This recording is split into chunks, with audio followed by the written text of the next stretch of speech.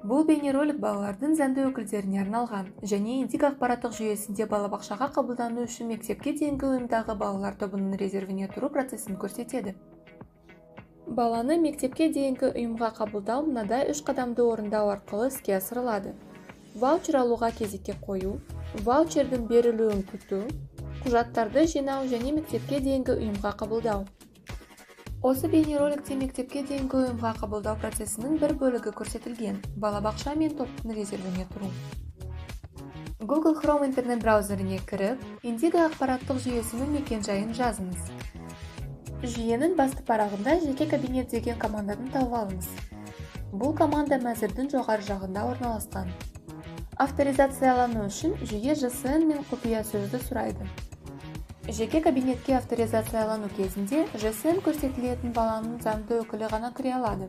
Жүйе пайдаланушының барлық әрекеттерін тіркейді.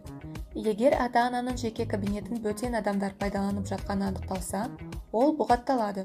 Ал материалдар процестік шешім қабылдау үшін тергеу органдарына өткізіледі. Жүйедегі жеке кабинеттің дербес деректері мен құпия сөздерін ешқашан және ешкімге жария етпеңіздер. Алаяқтар бұл ақпаратты алаяқтық әрекеттерін жасау үшін пайдалануы мүмкін.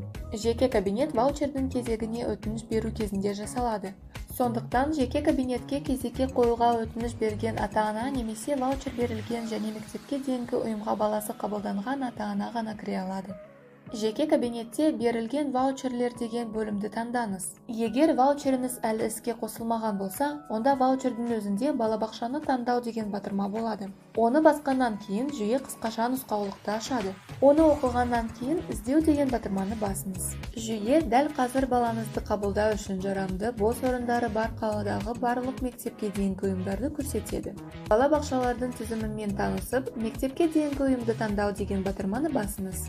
Жүйе балаңызды қабылдай алатын топтардың тізімімен танысу үшін нысанды ашады. Өзіңізге қажетті топты таңдағаннан кейін топты таңдау деген батырманы басыңыз. Жүйе сізді жеке кабинеттегі берілген ваучерлер бөліміне қайтарады. Ваучердің өзінде таңдаған балабақшаңыз бен тобыңыз көрсетілетін болады. Балабақшаға қабылдау үшін қажетті құжаттарды жинауға берілген 5 жұмыс күніне бұл топ сіздің атыңызға резервке қойылады. Құжаттардың скан көшірмелері, баланың фотосуреті, профилактикалық егулер картасы, баланың денсаулық жағдайы туралы анықтама және ПМПК қорытындысы дайын болған кезде шартты жасауға болады. Баланы қабылдау деген батырма. Электрондық шартты жасасу процесін көрсететін арнайы роликті қараңыздар. Егер мектепке дейінгі ұйымды таңдау кезінде қателескен болсаңыз, немесе ойыңыздан айнып қалсаңыз, ваучердің үстінде орналасқан балабақшаны өзгерту деген батырманы пайдаланыңыз.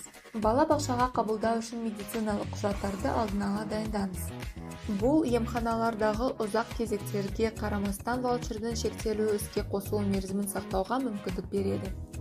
Егер 30 күн ішінде бала мектепке дейінгі ұйымға қабылданбаса, ваучердің күші жойылады және мемлекеттің қаражаты қайта бөліну үшін ваучердің кезегіне қайтарылады.